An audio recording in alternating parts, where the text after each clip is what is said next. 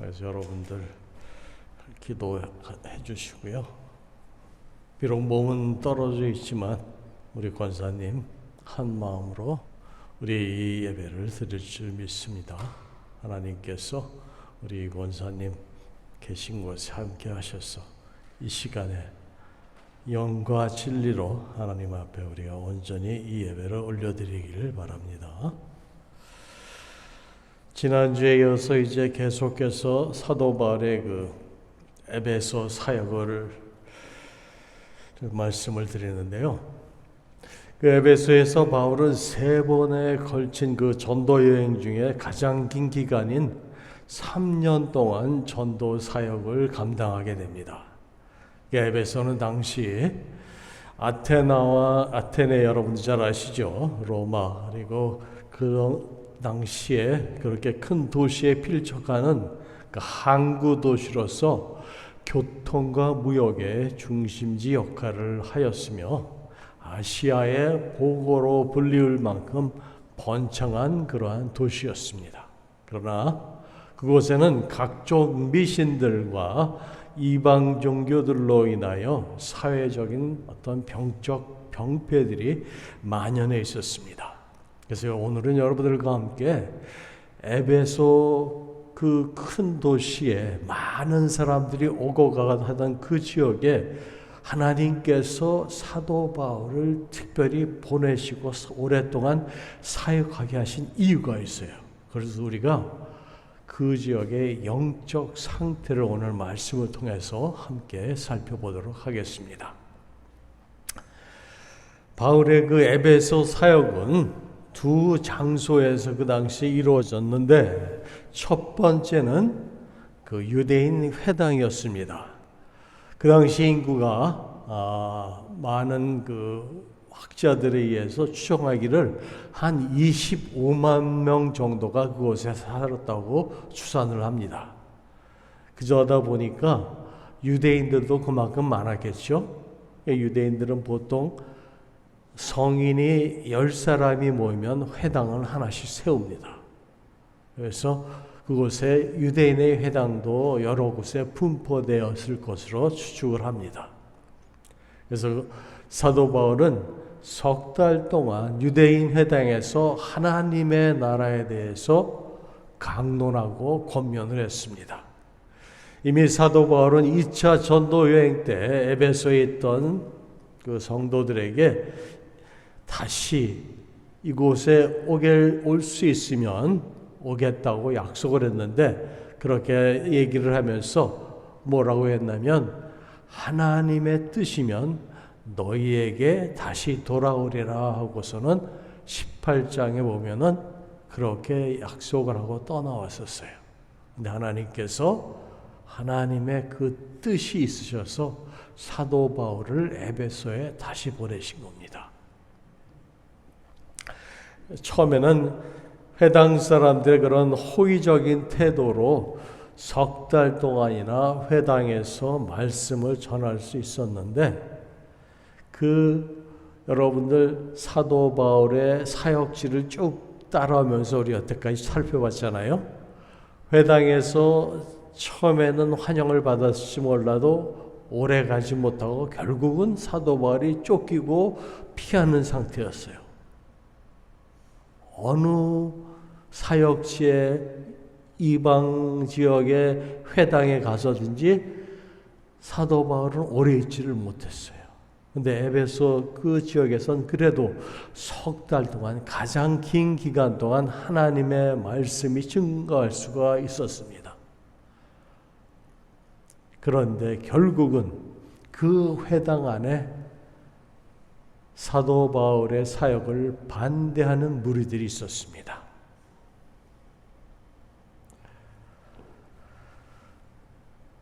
우리가 지금 수요일날 온라인으로 요한계시록 말씀을 살펴보고 있는데요. 거기 보면은 자칭 유대인이라고 하는 자들이 비방도 하고 실상은 그 유대인들이 유대인이 아니요 사단의 회랑이라고 예수님께서 서머너 교회에 계시로 말씀하신 부분이 있어요. 그것을 여러분들이 오늘 에베소의 그 사도 바울이 회당에서 말씀을 전할 때 그 안에 사단의 무리들이 있다는 겁니다. 그것을 여러분들이 영적으로 예수님께서 계시하여 계시록에서 보여준 것처럼 오늘 말씀을 읽는 가운데 사건 속에서 사도 바울도 그것을 보았을 거라고 저는 믿습니다. 그래서 결국은 회당에서 말씀 전하던 그 사역을 접고 그 다음에 두 번째 장소로 옮기게 됩니다. 오늘 말씀 보니까 그게 어디입니까? 여러분들 잘 아시는 두란노 소원입니다. 그래서 이 두란노 소원은 그 당시 에베소의 철학자이자 수사학자인 타란투스 혹은 트란투스라고 하는 사람의 이름을 딴 곳이에요. 그래서 헬라 철학자들이 그 당시에 모인 개인 학당입니다. 그 당시에 공공교육시설이 없던 때이므로 지금으로 말하면 학교라고 할 수 있는 곳입니다.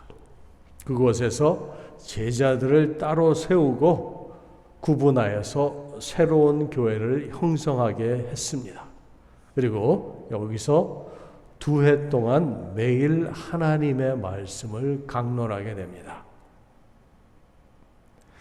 어떤 웨스턴 텍스트라 이름하는 그 헬라 사본에 보면은 바울이 이곳에서 오전 11시에서 오후 4시까지 강의했다고 하는 그런 기록이 있습니다. 이 시간은 보통 당시에 오후 시간이 되면 휴식 시간이 주어지는데 11시에서 4시까지 그 시간에 특별히 여름에는 낮이 한참 더울 때 사람들이 밖에서 일을 못 하잖아요. 그래서 그 시간을 통해서 휴식을 취하거나 잠을 자게 합니다. 그래서 사도 바울은 그 시간을 이용해서 하나님의 말씀을 증거하고 그 다음에 그 시간이 지나면은 다시 그 사람들과 같이 일도 하고 하면서 바울이 그 시간을 최대한으로 이용을 하고 그 당시에 주위에 있던 모든 사람들과 모든 그 생활 방식에 있어서 같이 일하고 사역할 때 또 사역하고 고린도에서 자신이 했던 그 천막 만드는 일을 이곳에서도 했던 것 같아요. 그래서 나중에 보면은 그가 쓰던 손수건이나 앞치마를 가져다가 사람들이 병든 사람한테 얹으면은 병이 나았다고 나오잖아요. 그만큼 사도 바울이 몸과 마음으로 그 사람들과 같이 일하면서 사역을 했던 걸로 저는 생각을 합니다. 그 결과로 에베소에서는 큰 결실을 이루고 많은 교회가 생겨나게 됩니다. 그래서 오늘 본문에도 보면은 아시아 전역에 사는 유대인, 헬라인 모두에게 그 복음이 들려졌다고 말하고 있습니다. 그래서 아마도 계시록에 나오는 아시아의 7교회도 그때 설립되었으리라고 짐작을 합니다. 이런 엄청난 부흥은 성령께서 복음의 능력을 더하심으로 일어났던 현상입니다.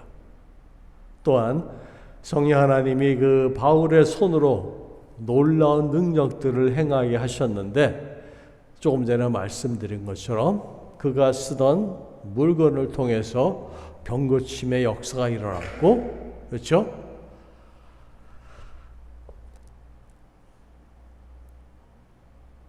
어떠한 사역이 또 일어났습니까? 병고침의 사역도 일어났고, 오늘 말씀 보니까 악기도 떠나가는 그런 역사가 일어났습니다.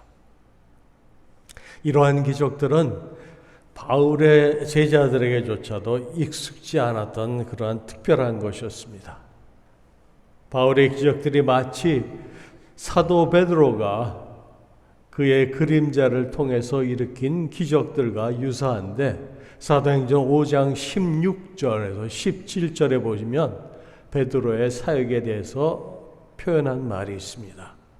심지어 병든 사람을 메고 거리에 나가 침대와 요구에다가 그 아픈 사람들을 누이고 베드로가 지날 때에 혹시라도 그의 그림자로 인하여 병고침을 받고자 하여서 사람들이 그렇게 행했던 거예요. 그 결과로 16절에 보면은 예루살렘 부근에 수많은 사람들도 모여서 병든 사람과 더러운 귀신에게 괴로움을 받는 사람을 데리고 와서 다 나음을 얻으니라고 기록하고 있습니다. 병든 사람이나 또 고침을 얻고자 하는 사람들이나 혹은 악한 귀신에게 괴로움을 당하는 사람들이나 그 모든 것을 베드로 사도가 그렇게 할 수 있을 거라는 그들에게도 믿음이 있었던 거예요. 하다못해 그림자만이라도 자기를 덮어줌으로 해서 병고침을 얻고 귀신이 나가라는 그 믿음이 상당한 거라고 저는 생각을 합니다.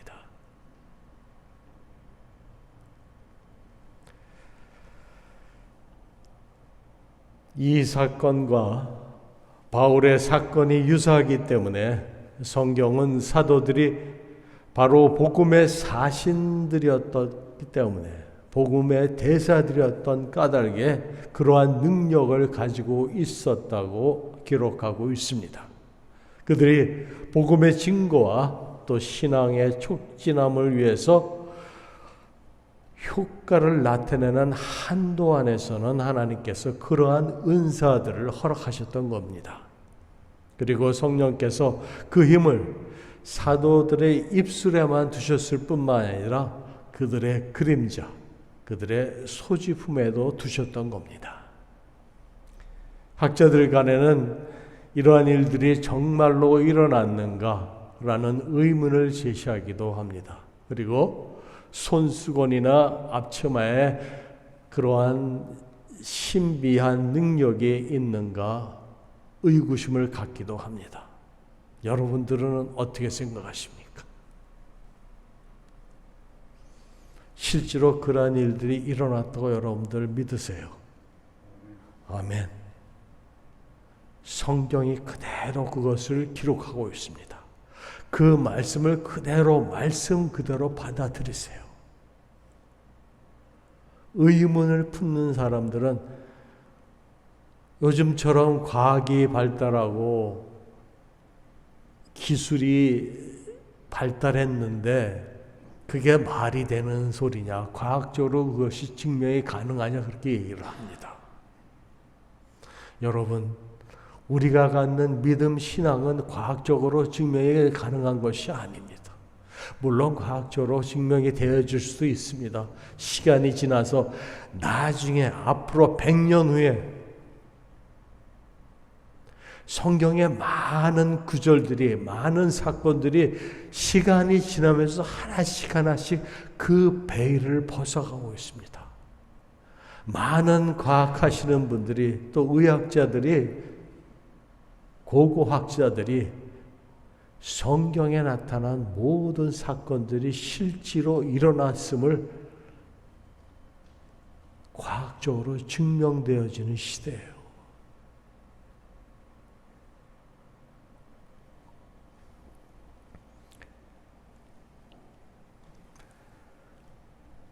이는 다른 말로 베드로의 기적이나 바울의 기적이 그들 스스로에게 능력이 있어서 그러한 기적이 일어난 것이 아니라 하나님께서 역사하사 일으키시는 그러한 기적임을 우리는 유념해 두어야 합니다.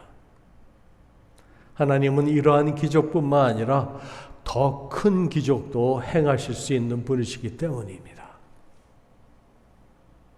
그 당시 미신과 주술이 범만하던 그 도시에서 바울의 그러한 전도 사역은 이러한 특별한 기적적인 역사가 필요했을 것이라고 저는 생각을 합니다. 다시 말해서 마가복음에서도 병 고치는 그러한 은사 뒤에는 귀신의 역사가 있음을 누누이 말을 하고 있습니다. 예수님께서도 아픈 자들이나 귀신 들린 자들을 쫓으실 때에 그 사람의 behind, 그 뒤에 있는 악한 영들을 명하시고 나가라 하셨어요. 영적인 눈을 가지시고 그 사람들을 고치시고 귀신을 쫓으셨어요. 마찬가지입니다. 에베소의 귀신 들린 자들, 병든 자들도 바울의 눈에는 영적인 세계를 볼 수 있는 귀신을 쫓아내고 악한 영들을 대적해서 하나님의 능력이 바울을 통해서 나타났던 겁니다.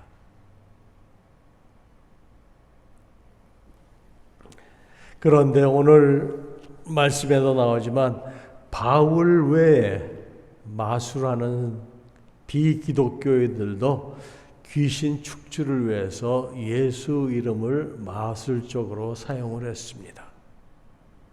그리고 실제 증거로 파리의 국립도서관에 소장되어 있는 4세기 초 파피루스의 코텍스인 파리의 마술 문서인 574번 그 파피루스에 보면은 3018행의 이 무당들이 예수의 이름을 사용한 신뢰를 기록한 부분이 있습니다. 그 악기를 무당들이 축출할 때 이렇게 얘기를 했다고 합니다. 내가 히브리인들의 하나님 예수의 이름으로 너희에게 명하노니, 그 부분이 있어요. 실제로 기록으로 아직 남아있는 거예요. 예수의 이름 외에도 다른 여러 가지 권세 있는 이름을 사용했는데 바로 이 문구를 통해서 그들이 어떻게 그 마술사들이 권위 있는 이름들을 통해 마법을 사용하고 시도했는지를 우리에게 보여주는 예입니다. 오늘 본문에서도 바울이 예수의 이름으로 기적과 능력을 행하는 것을 목격한 유대인 마술사, 그 이름이 나오죠. 19장 14절 보세요. 유대인의 한 제사장 수학의 7 아들도 이를 행하더니 나오죠. 헬라어 본문에서도 스가랴가 제사장이었다고 언급되어 있으며 대부분의 영어 성경 번역에도 그렇게 번역하고 있습니다. 그런데 제사장이 이방인의 땅에 살고 있다는 사실은 우리가 두 가지로 추측해 볼 수가 있어요. 하나는 아마 이들은 예루살렘의 제사장 가문에 속한 자들로서 집안의 몰락을 우리가 볼 수가 있습니다. 다른 한편으로 아니면 영업수단으로 고객 유치를 위해서 자신들이 제사장 가문에 속해 있다고 그 이름을 빙자하였는지도 모릅니다. 정말로 이들이 제사장 가문에 속한 자들이라면 예루살렘과 멀리 떨어져 있는 그 이방 도시에서 귀신이나 쫓아내면서 그가 먹고 살고 있었다는 것은 그만큼 에베소의 유대교는 그곳의 미신과 혼합하여서 변절되어 그들 사람들이 보기에도 타락하고 형편없는 취급을 받고 있었던 그러한 모습을 보여주는 겁니다. 그런데 반전이 있습니다. 유대인들의 문헌에는 스게와라는 제사장의 이름이 나타나 있지 않습니다. 누가는 그 사실에 대해서 정확하게 이 책에서 언급하고 있지는 않으나 아마도 여기서 그들이 충분히 제사장의 가문을 빙자할 수 있는 인물들임을 암시하려고 한 것 같습니다. 이전 맥락에서 그들은 바울의 설교를 듣고 그 앞에서는 마치 그리스도를 개인적으로 믿는다고 증언했을지도 모릅니다. 그와 비슷한 예가 하나 있죠. 사도행전 8장 보면은 마술사 시몬의 얘기가 나옵니다. 여러분들 기억나세요? 마술사 시몬이 사도들이 안수로 성령 받게 하는 것을 보고서는 그가 베드로에게 돈을 주면서 내게도 이러한 권능을 달라고 말합니다. 그래서 자기가 안수하는 사람 누구든지 다 성령을 받게 해달라고 베드로에게 그렇게 부탁을 해요. 그랬더니 베드로가 말하기를 네가 하나님의 선물을 돈 주고 살 줄로 생각하였느냐? 그러면서 너의 그 돈, 은과 내가 함께 망할지어다 라고 저주를 합니다. 바로 그 마술사 시몬이 베드로 앞에서 그렇게 했어요. 그와 같이 유대인 중 순회 마술사로 밥벌이 하는 그 수학의 7 아들들이 성령이 바울을 통해 하시는 일을 흉내내게 됩니다. 그랬더니 악기 들린 사람이 그들에게 말합니다. 내가 예수도 알고 바울도 알거니와 너희는 누구냐? 악기 들린 사람이 그들에게 뛰어올라 눌러 이기니 그들이 상하여 벗은 몸으로 그 집에서 도망하는 일이 벌어졌습니다. 혹시라도 이제 그러한 사단의 역사, 악기의 역사를 몸으로 체험하신 분 계세요? 아니면 혹시라도 집안에 그런 체험을 하신 분 있으세요? 2000년 전에 예수님께서 그러한 사역을 하셨고 그 후에 제자들도 그러한 사역을 하고 있습니다.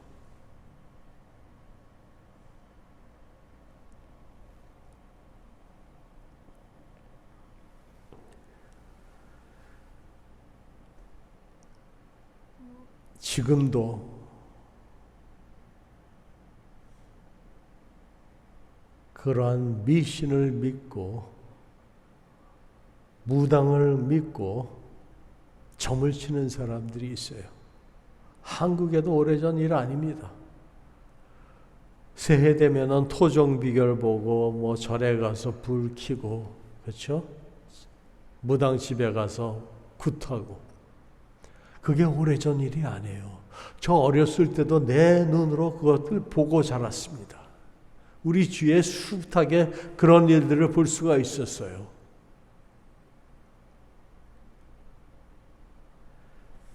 우리 인간들의 그 믿음이라는 것이 그렇죠? 특히나 보이지 아니하는 그런 영적 세계에 대해서는 확실하게 이거다 하고 얘기를 할 수 없어요. 왜? 보이지 않기 때문에 확신이 없는 거예요. 아, 귀신이 있는 건 알 것 같은데 하나님 있는 건 알 것 같은데 뚜렷한 확신이 없는 거예요.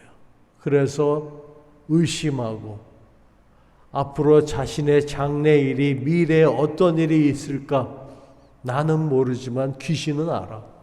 하나님은 알아. 바로 그것입니다. 영적인 세계에서 하나님의 존재를 우리가 인정하고 하나님 안에서 하나님의 뜻을 따라 그 영을 따라 살 때는 우리가 성령에 잡혀서 사는 사람들이에요. 그러다 보면 하나님의 말씀에 순종하게 됩니다. 그런데 사단의 영향을 받아서 귀신에 잡혀 사는 사람들은 하나님을 대적할 수밖에 없어요. 왜? 하나님이 그 사탄을 대적하기 때문에. 사단의 도구가 되기를 원하십니까? 성령의 도구가 되기를 원하십니까? 에베소에서 사도 바울이 했던 그 사역의 역사가 바로 선과 악의 영적인 대결이었던 거예요.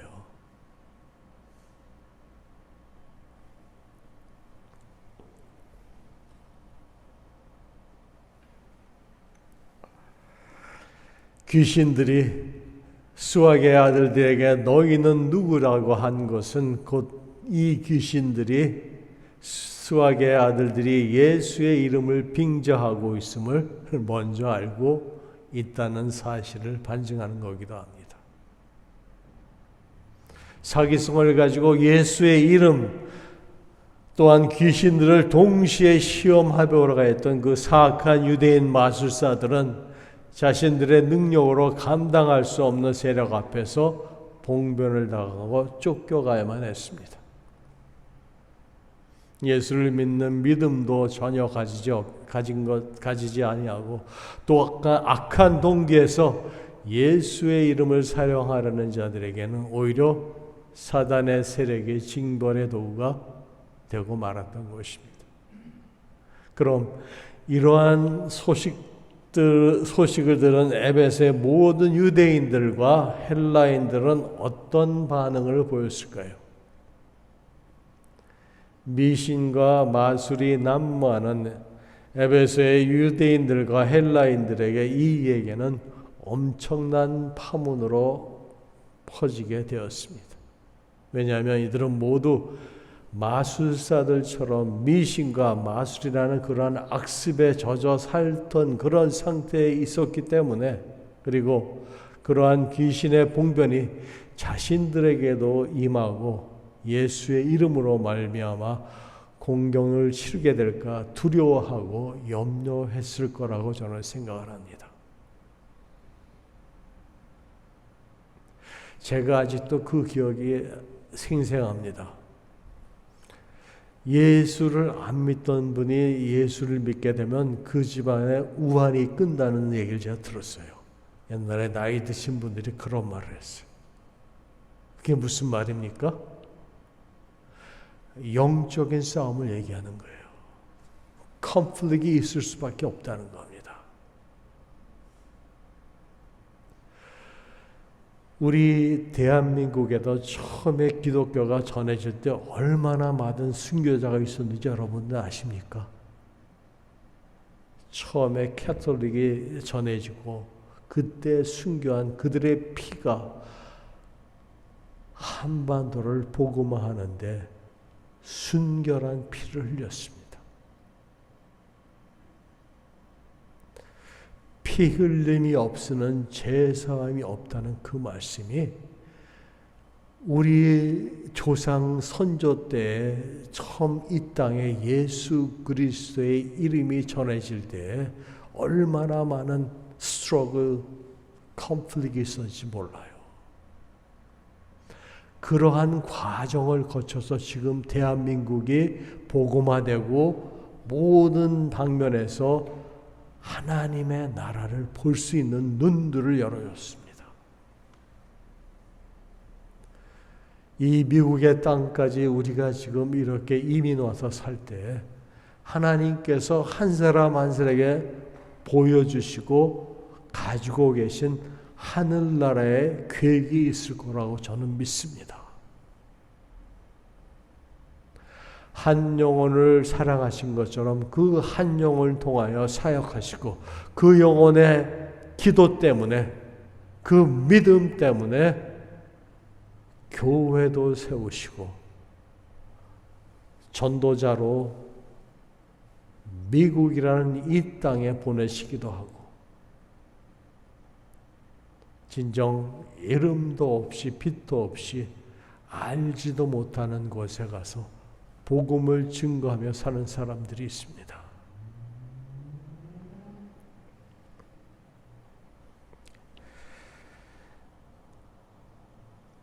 에베소의 그 많은 사람들 중에 처음에는 크리스찬들이 몇 명 안 됐을 거예요. 그렇죠?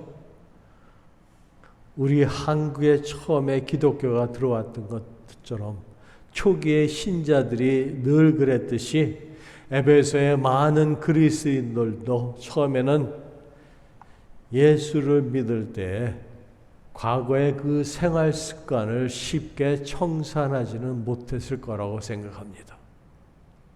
그래서 은밀한 가운데 미신과 주술을 쫓거나 그 같은 일들을 직접 행하고 있었을 것입니다. 이스라엘 백성이 그랬어요.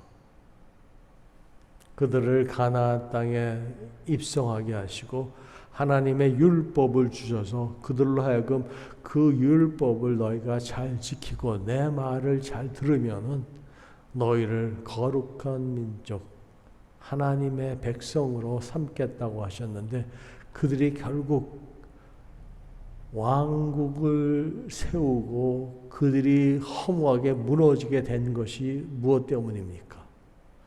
우상 숭배 때문이에요. 행음한 것 때문에.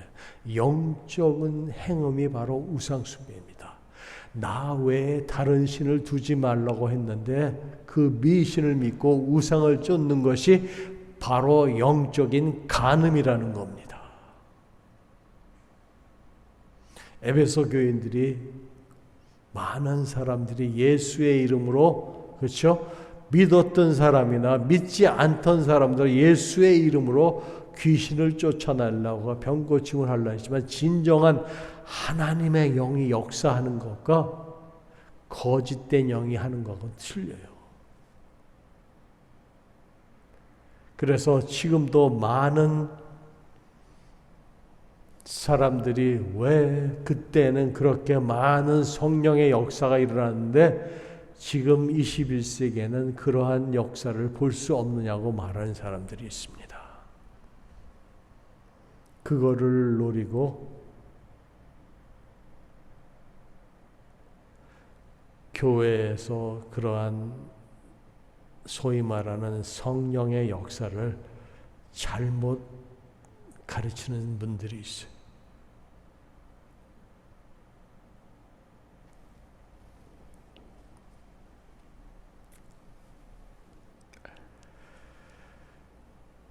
그 19절에 우리 마술을 행하던 많은 사람이라고 나오죠. 거기 마술을 뜻하는 그 원어 헬러에는 페리에르라는 단어를 썼어요. 근데 이게 문자적으로는 의미가 주변일, 주변일들, 주된 일을 제외한 하잘것 없는 일, 쓸데없는 일을 가리키는 말입니다. 그리고 자신의 일이 아닌 남의 일에 참견하는 것을 가리키는 단어예요. 그래서 누가가 마술을 쓸데없는 일, 하잘것 없는 일로 표현한 것은 이것이 실제로 아무 의미 없고 공허한 것을 섬기는 우상 숭배와 같은 차원에서 이를 이해했기 때문입니다. 하잘것없는 쓸데없는 일을 믿고 거기에 마음을 모으다 보니까 결국은 우상 숭배와 같은 그런 차원에서 그거를 보게 되는 거예요.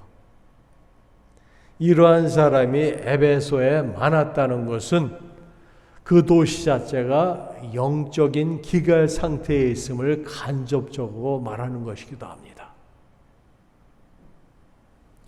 예수님께서 서머나 교회 회당에 있는 그 무리들을 뭐라고 했습니까? 사탄의 회중이라고 그러지 않았습니까? 바로 그거예요.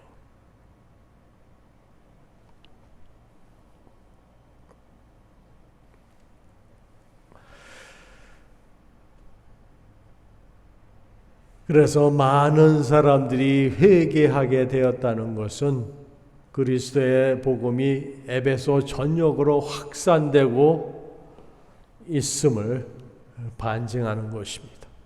마술을 행하던 사람들은 자신들의 그런 죄악된 행동을 회개하고 자신들의 변화된 삶을 공개적으로 증거하기 위해서 마술에 관계된 모든 서적들을 불살랐습니다.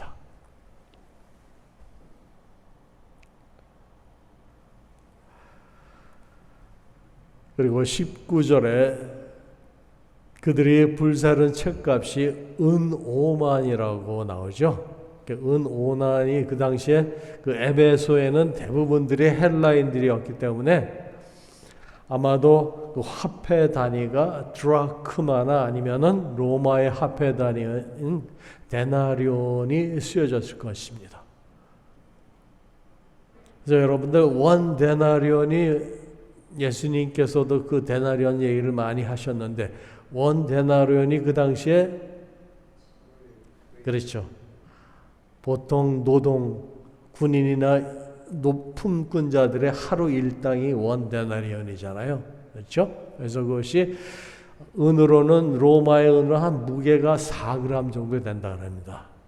근데 오늘 보니까 5만이라고 나왔죠. 그러면은 우리 달러로 환산을 해보면은 우리가 일당을 100불을 받는다고 치면 요즘 돈으로 500만 불이에요. 엄청난 돈이잖아요. 그만한 가치의 그 책들과 부적들을 불살라 버렸다는 거예요. 그만큼 에베소서의 그 당시의 미신과 점술, 그러한 마술이 횡행했다는 겁니다. 많은 사람들이 그러한 서적들을 불태워버리고 회개하고 돌아왔다는 거예요.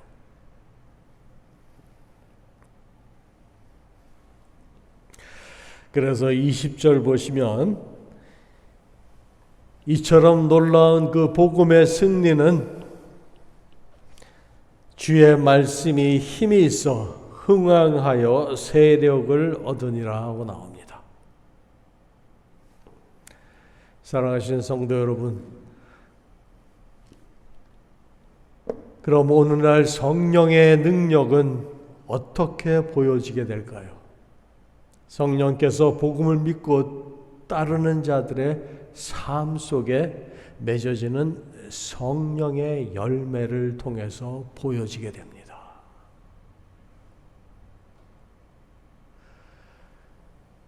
지난주에 우리가 방언에 대해서 제가 잠깐 말씀을 드렸죠.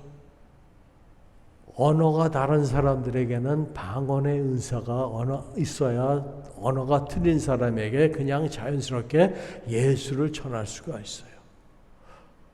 그러한 전도의 도구로 또 교회를 바로 세우기 위해서 방언의 은사를 주신 것처럼 병 고치는 은사나 귀신 쫓는 은사나 이 모든 것들이 그 당시에는 필요했어요.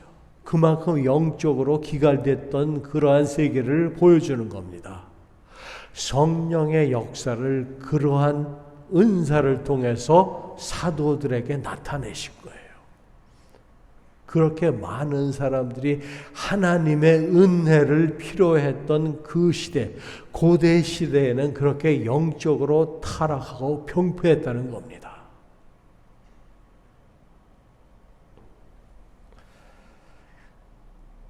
그런데 오늘날 성령의 능력은 사도 바울이 갈라디아에서 얘기했던 것처럼 9가지 성령의 열매를 맺는 자들이 바로 그 성령의 역사를 체험하는 거예요.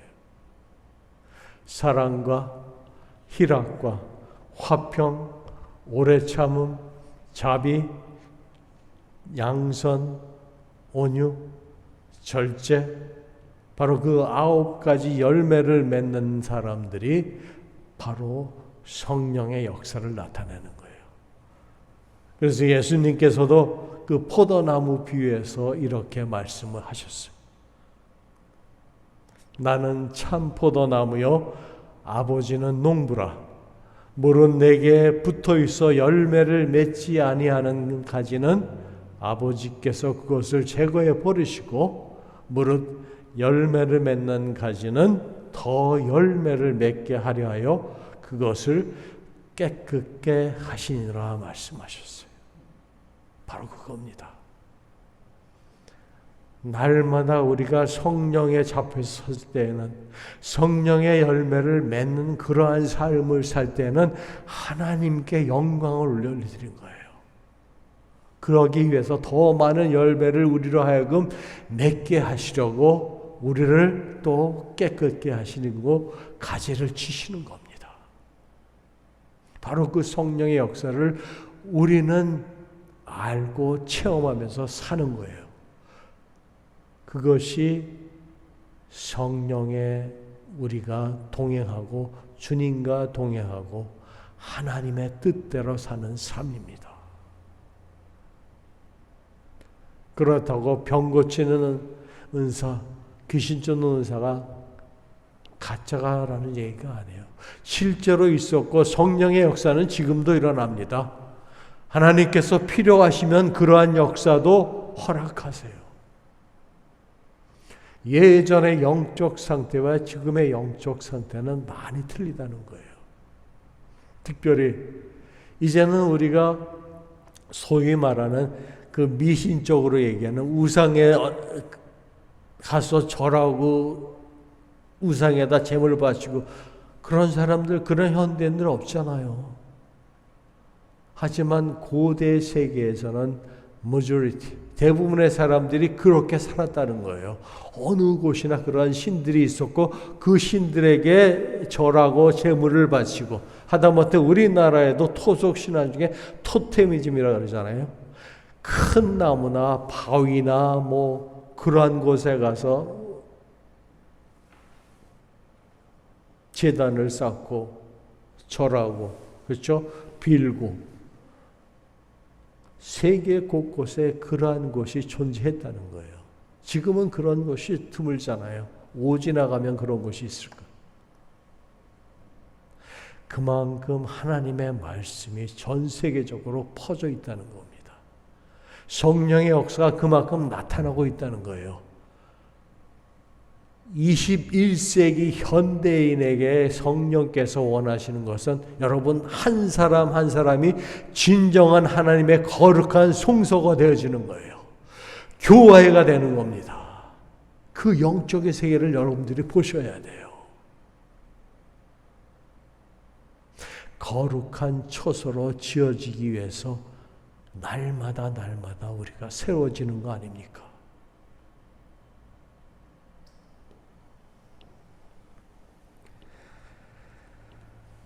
성령께서 우리의 심겨진 우리 심령 가운데 주신 하나님의 그 생명의 말씀 복음을 통해서 참 능력들이 나타나기를 원하세요. 하나님의 뜻입니다. 많은 성령의 열매를 맺음으로 우리의 삶을 통해 예수님의 이름이 높아지고 회개와 믿음의 역사가 일어나기를 간절히 소원합니다. 우리 기도하시겠습니다. 성령 하나님, 지금 이 시간에도 복음을 통해서 능력을 보이시는 하나님의 뜻을 이루시는, 특별히 하나님께서 부르셔서 은혜교회로 세우신 주의 권속들 가운데 서로가 한 마음이 되게 하시고 또 서로를 위하여 기도할 수 있게 하시고 서로를 위하여 헌신하며 봉사하며 성령의 열매를 날마다 맺어가는 주님의 거룩한 성도들을 주님 기억하여 주시옵소서. 때로는 육신의 질병으로, 가정의 문제로, 사업의 문제로, 직장의 문제로 주님 앞에 기도하고 간구할 때 우리 주님 머리털 하나도 다 세시며 우리의 모든 속사정을 하시는 성령께서 그들의 기도와 간구를 들으시고 응답하여 주시옵소서.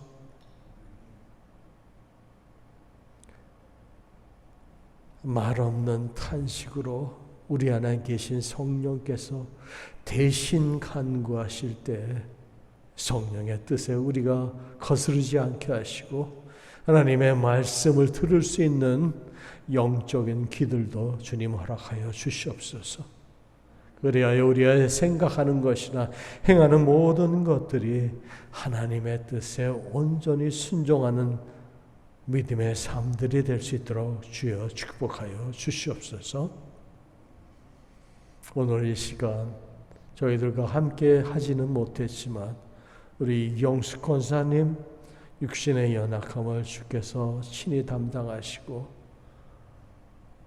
치유의 손으로 안수하시사 우리 권사님 빨리 나음을 입을 수 있도록 주여 은혜 베풀어 주시옵소서. 이 시간에 많은 주의 성도들이 예수 그리스도의 이름으로 예배드리는 곳에 주의 성령이 함께 하심을 믿사오며 지금도 우리 가운데 영으로 함께 하신 예수님의 이름으로 감사하며 간절히 기도드리옵나이다. 아멘. 우리 다 함께 찬송